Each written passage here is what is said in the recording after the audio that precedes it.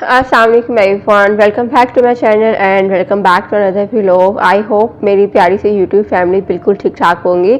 हम भी अल्लाह का शुक्र है बिल्कुल ठीक ठाक है।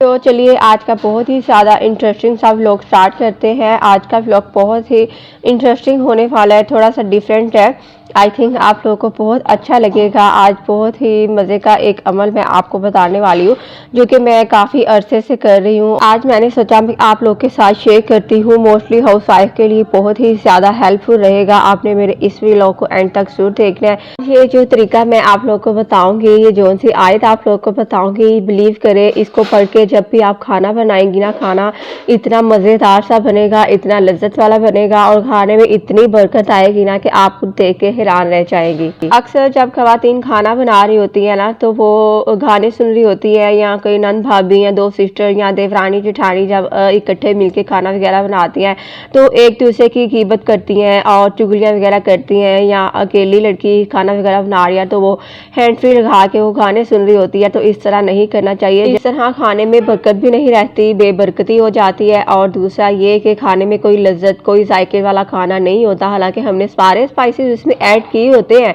बट वो जायका नहीं आ रहा होता। बस मैं आज आप लोग को यही बताऊंगी कि जब भी आप लोग खाना बनाएं तो किसी की गिबत मत करें, गाने मत सुना करें और किसी की चुगली वगैरह मत किया करें, किसी की बुराई वगैरह मत किया करें। और जो है ना, बस जब हम खाना बना रहे होते हैं ना तो आप लोग को चाहिए कि दुरूद शरीफ पढ़ते जाएं और साथ में अपना खाना बनाते जाएं।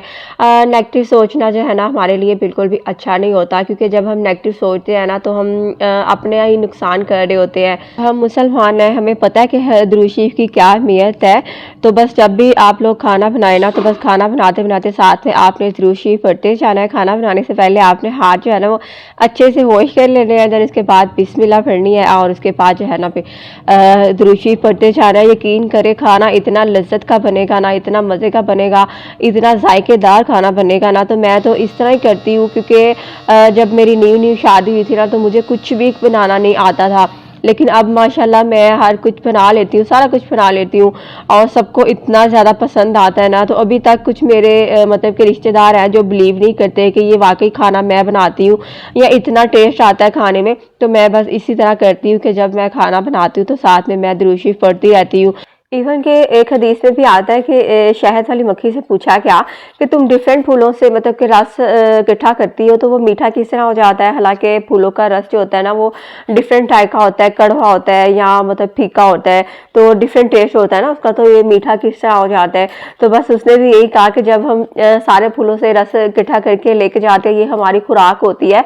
और जब हम रस इकट्ठा कर लेते हैं ना तो जब हम घर की तरफ जा रही होती है तो हम अपने हजूर पे दुरूद पाक पेश करती जाती हैं। तो बस इसी से हमारा शहद जो है, ये फूलों का रस जो है वो मीठा हो जाता है। इतनी इसकी बरकत है, यकीन करें अगर हम ऐसे ही खाना बनाते बनाते दुरूद शरीफ पढ़ते जाएंगे तो यकीन करें हमारे खाने में कितनी ज्यादा बरकत होगी, कितना मजेदार खाना बनेगा। तो उस पाक की बरकत से एक रस जो फीका, कड़वा, बदसायका, बेसायका रस जो होता है वो इतना मीठा शहद बन सकता है।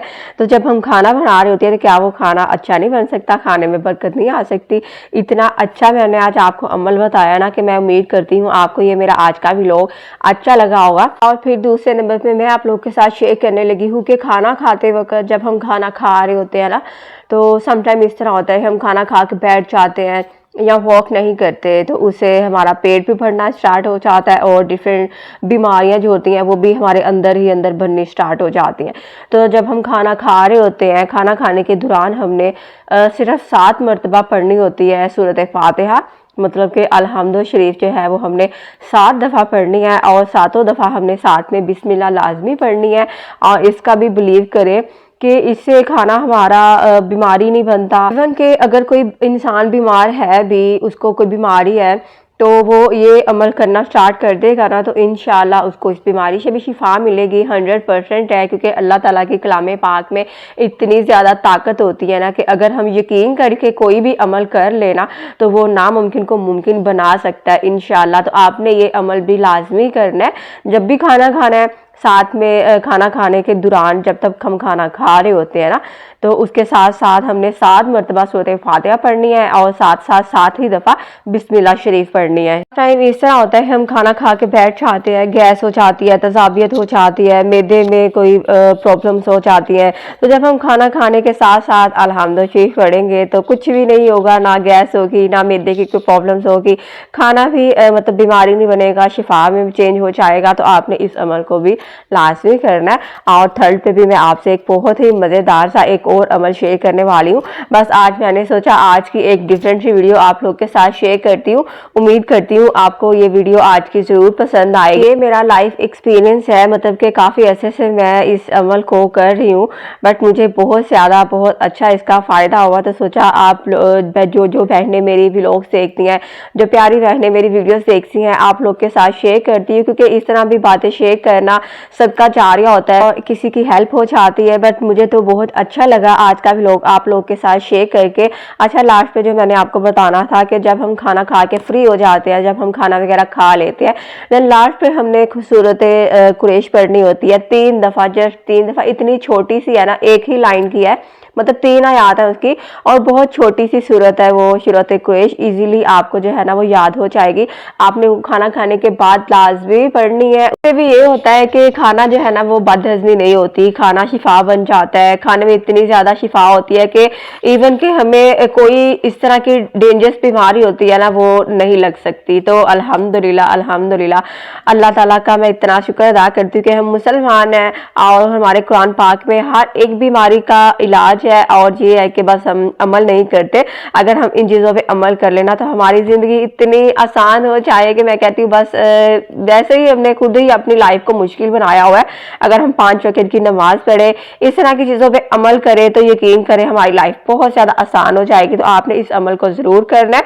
सूरत कुरैश आपने लाजमी 3 दफ़ा खाने के बाद पढ़नी है। और क्योंकि मैं एक्सप्लेन नहीं कर सकती, वीडियो शॉर्ट है ना, तो इसकी इतनी ज़्यादा इसके बेनिफिट्स हैं। अगर आप खाना खाने के बाद सूरत कुरैश पढ़ लेंगे तो आपको इस चीज़ का ज़रूर अंदाज़ा हो जाएगा।